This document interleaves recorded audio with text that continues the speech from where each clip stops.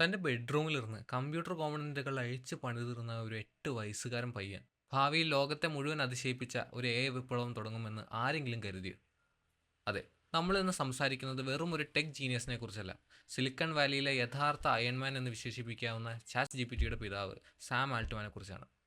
അല്പം കോഡിങ്ങും പിന്നെ കുറച്ച് കോടികളും പിന്നെ സിനിമാ സ്റ്റൈലിലുള്ള കുറേ ട്വിസ്റ്റുകളും നിറഞ്ഞ സാമിൻ്റെ ജീവിതത്തിലേക്ക് നമുക്കൊന്ന് കിടന്നതല്ല. 1985 ഏപ്രിൽ 22-ന് ചിക്കാഗോയിലായിരുന്നു സാമിൻ്റെ ജനനം. എന്നാൽ അദ്ദേഹം വളർന്നത് മിസോറിയിലെ സെൻറ്റ് ലൂയിസിലായിരുന്നു. അമ്മ ഒരു ഡെർമാറ്റോളജിസ്റ്റ് ആയിരുന്നു, അച്ഛൻ റിയൽ എസ്റ്റേറ്റിലും. സാം കുട്ടിക്കാലത്ത് തൊട്ടേ ഒരു വേറിട്ട സ്വഭാവമുള്ള ഒരു വ്യക്തിയായിരുന്നു. ചുറ്റുമുള്ള കാര്യങ്ങൾ എങ്ങനെ പ്രവർത്തിക്കുന്നു എന്ന് അറിയാൻ അവന് വലിയ ആഗ്രഹമായിരുന്നു. കളിക്കോപ്പുകൾക്ക് പകരം കമ്പ്യൂട്ടറുകൾ അഴിച്ച് പരിശോധിച്ചായിരുന്നു അവൻ്റെ പഠനം. കൗമാരപ്രായം എത്തിയപ്പോഴേക്കും സാം സ്വന്തം സോഫ്റ്റ്വെയറുകൾ നിർമ്മിച്ചു തുടങ്ങിയിരുന്നു. മറ്റുള്ള കുട്ടികൾ വീഡിയോ ഗെയിമുകളിൽ മുഴുകിയിരിക്കുമ്പോൾ ആ ഗെയിം എങ്ങനെ നിർമ്മിക്കാമെന്ന് ആലോചിച്ച് തിരക്കിലായിരുന്നു സാം ആൾട്ട്മാൻ. സെന്റ് ലൂയിസിലെ പ്രശസ്തമായ ജോൺ ബറോ സ്കൂളിലെത്തിയപ്പോഴേക്കും സാമിന്റെ സാങ്കേതിക മികവ് എല്ലാവരെയും അമ്പരിപ്പിച്ചു. ആരോടും ചോദിക്കാതെ തന്നെ പ്രോഗ്രാമിംഗ് സ്വയം പഠിച്ചെടുത്ത സാം സ്കൂൾ കാലത്ത് തന്നെ പ്രാദേശിക സ്ഥാപനങ്ങൾക്കായി സോഫ്റ്റ്വെയറുകൾ വികസിപ്പിക്കുകയും അവ വിൽക്കുകയും ചെയ്തിരുന്നു. എന്നാൽ വെറും ഒരു ടെക് വിദഗ്ധൻ മാത്രമായിരുന്നില്ല അദ്ദേഹം. ഒരു സംരംഭകൻ സാമിന്റെ ഉള്ളിൽ ഉണ്ടായിരുന്നു. പ്രശസ്തമായ ബിസിനസ് മാഗ്നറ്റുകളുടെ ജീവചരിത്രങ്ങൾ തേടിപ്പിടിച്ച് വായിച്ചിരുന്ന സാം ലോകത്തെ മാറ്റിമറിക്കുന്ന വലിയൊരു മാറ്റത്തിന്റെ തുടക്കക്കാരനാകണമെന്ന് അന്ന് തന്നെ അവൻ സ്വപ്നം കണ്ടു. 2003-ൽ സാം കമ്പ്യൂട്ടർ സയൻസ് പഠിക്കാനായി സ്റ്റാൻഫോർഡ് സർവകലാശാലയിൽ ചേർന്നു. എന്നാൽ 2 വർഷങ്ങൾക്ക് ശേഷം അവനൊരു തീരുമാനമെടുത്തു. ധീരമായ തീരുമാനം. അവൻ പഠനം പാതി വഴിയിൽ ഉപേക്ഷിച്ചു. ക്ലാസ് മുറികളേക്കാൾ കൂടുതൽ പ്രായോഗിക ലോകം തന്നെ പഠിപ്പിക്കുമെന്ന് അവൻ വിശ്വസിച്ചു.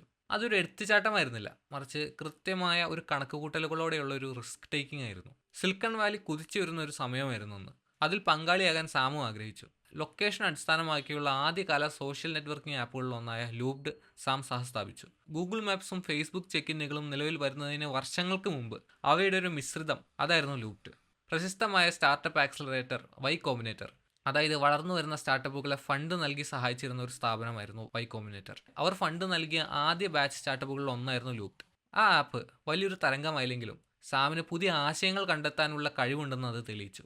2011-ൽ ലൂപ്ഡ് $43 മില്യൺ വിറ്റുപോയത്. വൈ കോമ്പിനേറ്റർ സ്ഥാപകൻ പോൾ ഗ്രഹാം സാമിലെ പ്രതിഭയെ തിരിച്ചറിയുകയും 2014-ൽ അദ്ദേഹത്തെ വൈ കോമ്പിനേറ്ററുടെ പ്രസിഡന്റാക്കുകയും ചെയ്തു. പിന്നീട് സാമിന്റെ നേതൃത്വത്തിലാണ് എയർബിഎൻബി, ഡ്രോപ്പ് ബോക്സ്, സ്ട്രൈപ്പ് തുടങ്ങിയ വമ്പൻ കമ്പനികൾ വളർന്നു വന്നത്. അദ്ദേഹം സ്റ്റാർട്ടപ്പുകൾക്ക് ഫണ്ട് നൽകുക മാത്രമല്ല ചെയ്തത്, അദ്ദേഹം സിലിക്കൺ വാലിയുടെ ഭാവി തന്നെ രൂപപ്പെടുത്തുകയായിരുന്നു. സാമിന് ഇത്രയും മികച്ച ഒരു നേതാവാക്കിയത് പ്രധാനമായും 3 കാര്യങ്ങളാണ്.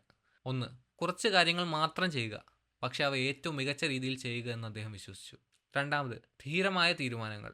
വലിയ റിസ്കുകൾ എടുക്കാൻ അദ്ദേഹം ഭയപ്പെട്ടിരുന്നില്ല. 3, ദീർഘകാല ചിന്താഗതി. മറ്റുള്ളവർ പെട്ടെന്നുള്ള ലാഭത്തിന് പിന്നാലെ പോകുമ്പോൾ സാം ദീർഘകാല അടിസ്ഥാനത്തിലുള്ള ലക്ഷ്യങ്ങൾക്കായി പ്രവർത്തിച്ചു. 2015-ലാണ് എലോൺ മസ്ക്, ഗ്രെഗ് ബ്രോക്ക്മാൻ എന്നിവർക്കൊപ്പം സാം ഓപ്പൺ എ സ്ഥാപിക്കുന്നത്.